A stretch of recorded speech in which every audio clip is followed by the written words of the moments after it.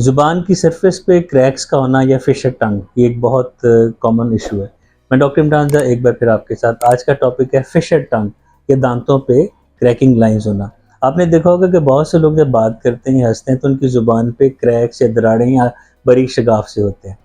ये किसी भी तौर पे एबनॉर्मल चीज़ नहीं है। आमतौर पे लोग इस पे जब अपने आप को नोट करते हैं, किसी को नोट करते हैं तो खौफज़दा हो जाते हैं कि कैंसर तो नहीं है।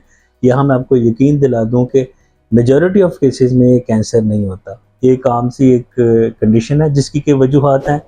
पहली बात एजिंग, वक़्त के साथ-साथ ज़ुबान के मसल्स में क्रैक आना शुरू हो जाते हैं। दूसरे नंबर पे जेनेटिक्स, यानी कि अगर बड़ों में ये ज़ुबान पे क्रैक्स हैं तो उनकी नस्लों में भी ये क्रैक्स आ सकते हैं। तीसरे नंबर पे एक बीमारी है डाउन सिंड्रोम, उसमें भी ज़ुबान की सतह पे क्रैक पड़ सकते हैं।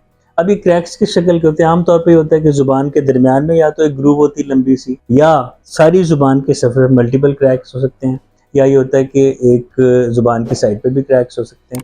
इनका नुकसान कोई नहीं है, सिवाय इसके कि इसमें आप जो कुछ भी खाएँगे उसके बचे कुछ ज़रात इन क्रैक्स में फँस सकते हैं, जो कि मुँह में स्मेल का बायस बन सकते हैं, ज़ुबान पे इन्फेक्शन दे सकते हैं, बैड स्मेल आ सकती है और मुँह खुश्क हो सकता है। अब इससे बचाव का तरीका क्या है कि जब भी ब्रश करें तब वही ब्रश ज़ुबान पे भी फेर लें। इसके अलावा आजकल जिद्दत आ गई, टंग स्क्रैपर्स आ गए, तो हम टंग स्क्रैपर हम एडवाइस करते हैं कि जब आप ब्रश करें तो ज़ुबान की सतह को भी साफ़ कर लें, ताकि उन क्रैक्स में फँसे हुए खुराक के ज़रात की वजह से जो टॉक्सिन्स या बैड ब्रेथ बनती है या मुँह से बुरी स्मेल आती है, आप उससे बच सकें।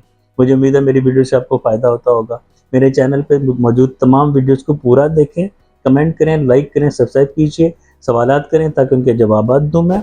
बेल आइकन पे टच करें ताकि मेरी आने वाली वीडियोज़ बर वक़्त आप तक पहुँचे और भलाई का पैगाम सब तक पहुँचे। आज के लिए इतना काफ़ी है। बहुत शुक्रिया।